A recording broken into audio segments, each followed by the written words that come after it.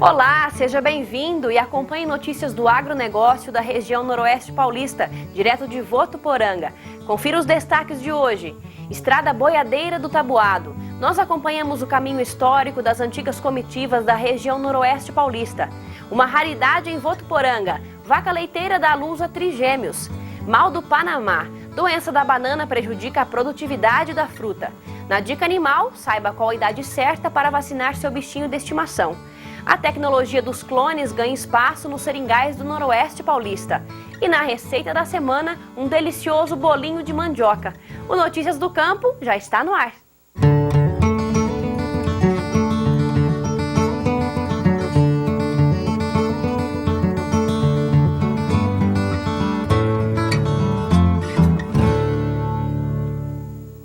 Bom dia! Agora você acompanha uma reportagem especial sobre a Estrada Boiadeira do Tabuado, aqui em Votuporanga. Um caminho histórico e centenário da região noroeste paulista que traz consigo muitas curiosidades e lembranças dos moradores que acompanharam a trajetória das comitivas da época e ainda vivem próximos dali. 119 anos de história ao longo do primeiro caminho de acesso a terrenos despovoados. A estrada de 350 quilômetros era usada por tropeiros que conduziam a boiada até os frigoríficos, de Jaboticabal até Aparecida do Tabuado, no Mato Grosso do Sul. Estrada Boiadeira do Tabuado, assim como é conhecida no noroeste paulista, se tornou fonte de estudo para Evandro há 11 anos. Os mapas e registros que nós temos mostram que já no final do século XIX, por volta do ano de 1895, foi contratado um engenheiro para poder fazer um reconhecimento desse caminho existente e ver a possibilidade de construir uma estrada de rodagem.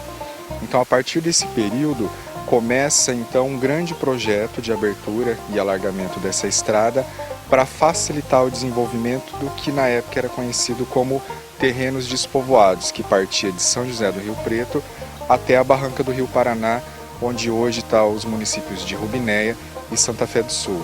As viagens não duravam menos de 30 dias e alguns vilarejos começaram a surgir no caminho para acomodar as comitivas que vinham de longe. A Vila Carvalho é uma delas, hoje com cerca de 300 moradores. Dorival é um dos que vive ali há 52 anos e recorda as histórias da época de criança. São muitas lembranças. Eu tinha 8 anos mais ou menos, eu morava uns 7 quilômetros daqui, né? Mas morava encostadinho da boiadeira. Então ainda era mata virgem, né?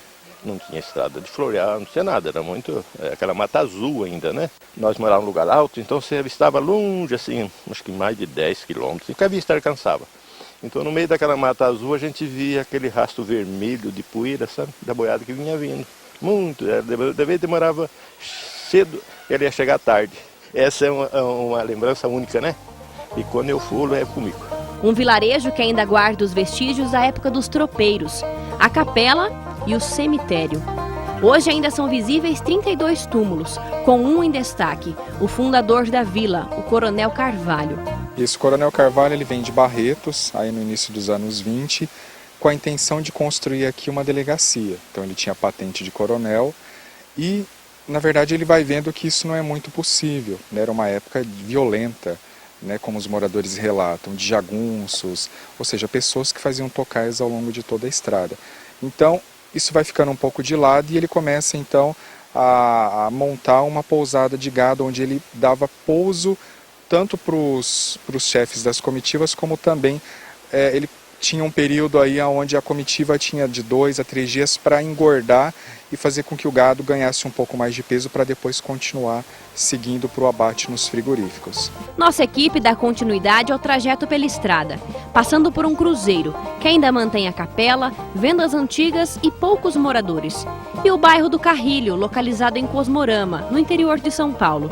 Um vilarejo que se mantém ativo até hoje, com quase 100 habitantes. Exemplo disso é Seu Miguel, que desde criança morou próximo dali e há 22 anos mantém um comércio. Foi um lugar de um grande movimento, né? Lugar de muitas famílias moravam aqui, só que hoje vive assim, de um que passa, de uma festa que faz, dessa maneira assim.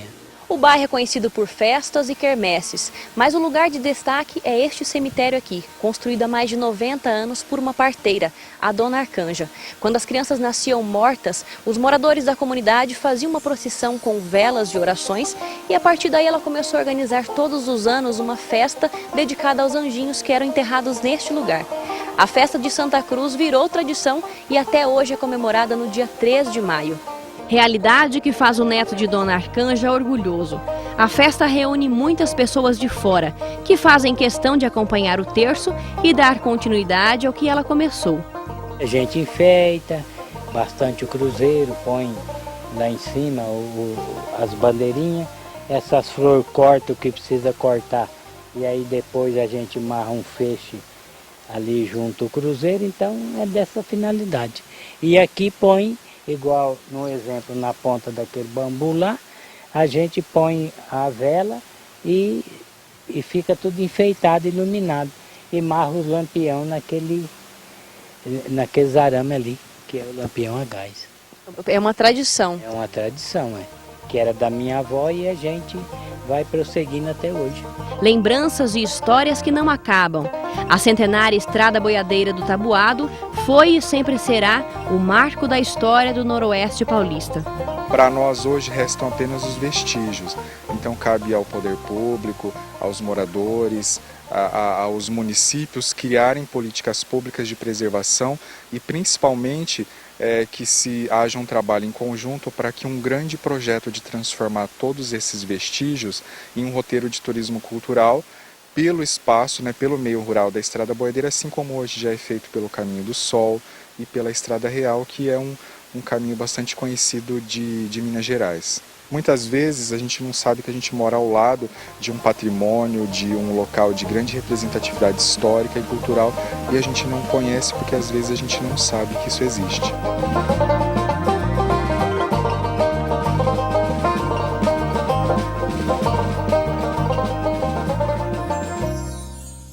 O local até hoje é fonte de pesquisa e destaque nas mídias da região do interior paulista. A estrada ganhou até um vídeo documentário, Velha Vereda do Sertão. A proliferação de um fungo conhecido como o mal do Panamá tem prejudicado a plantação de banana-maçã em todo o Brasil. No interior de São Paulo, produtores podem perder até 30% da produção. Confira na reportagem de Josiano Garofolo. Na propriedade de Jerônimo, houve uma queda na produtividade em 30% por conta da estiagem nos últimos meses, que aumenta a capacidade de proliferação de um fungo de solo que impede a circulação da seiva. O produtor tem plantado 8.000 pés de banana em uma propriedade arrendada de 15 hectares. Ele faz entregas dessas bananas em supermercados e para escolas e já contabiliza o prejuízo. Isso aí afeta um bananal igual este aqui, já tem uns 5% afetado pela doença. E ele vai aumentar mais. O fungo que ataca a planta é conhecido como mal do Panamá. No Brasil, foi constatado pela primeira vez em 1930, no município paulista de Piracicaba. Desde então, se espalhou para todas as partes do país. Segundo este engenheiro agrônomo, é possível perceber no tronco as plantas que estão contaminadas. As que apresentam manchas escuras já foram atingidas pelos fungos, que contaminam a planta pela raiz. O fungo obstrui os vasos, então ela enegrece os vasos. Esses vasos que estão negros não estão tendo circulação livre da seiva. E isso faz com que a planta não se desenvolva normalmente. Uma planta sem contaminação tem os vasos limpos.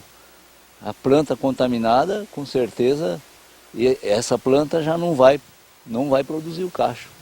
Como a contaminação das bananeiras acontece pela raiz, se o facão contaminado tocar uma planta sadia, pode transmitir o mal do Panamá.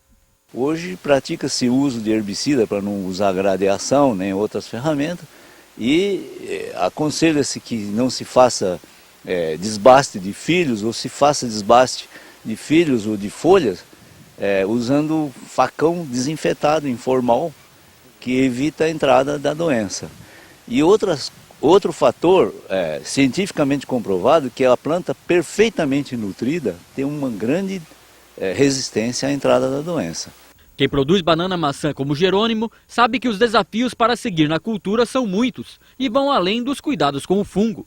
Não só esse fungo, mas como a broca da bananeira, que é um inseto que prolifera, ajuda a proliferar, disseminar a doença nos bananais, né?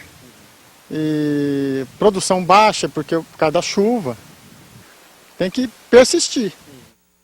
O Brasil está entre os principais consumidores da fruta e é o terceiro em produção no mundo. E aqui o problema ainda é mais grave, em função das variedades cultivadas. Cultivar mudas de seringueira exige alguns cuidados importantes. Na cidade de Valentim Gentil, no interior paulista, nós visitamos uma propriedade que realiza a clonagem, mais conhecida como enxertia, para garantir uma boa produtividade da planta no futuro. Carlos trabalha há 3 anos com viveiro de mudas de seringueira no interior paulista. Em média, são 60 mil pés nesta área recente de 15 mil metros. Aqui ele acompanha de perto o desenvolvimento da planta, geralmente de 12 a 18 meses. O plantio da semente, plantas novas e após 8 meses, ela já pronta para ser clonada. Técnica conhecida como enxertia. Quando o cavalinho ele atingiu a circunferência exata para ser realizada a enxertia, é retirado a borbulha de um clone, de um jardim clonal, a borbulha escolhida, né? Que existem vários tipos de clone. Então é realizado o processo de enxertia. É retirada a casca do cavalinho, do porta-enxerto. No lugar dessa casca é colocada a borbulha do clone. É posto a fita.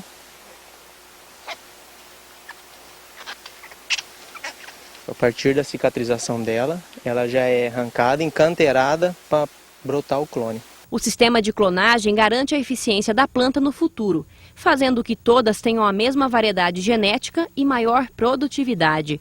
É o que explica o engenheiro agrônomo. Se você preservar o porta-enxerto sem a enxertia, a produtividade do teu seringal é muito baixa, é inviável economicamente. Então esse processo de enxertia é fundamental. Além de ter a confiabilidade do viveiro, de adquirir borbulhas de qualidade.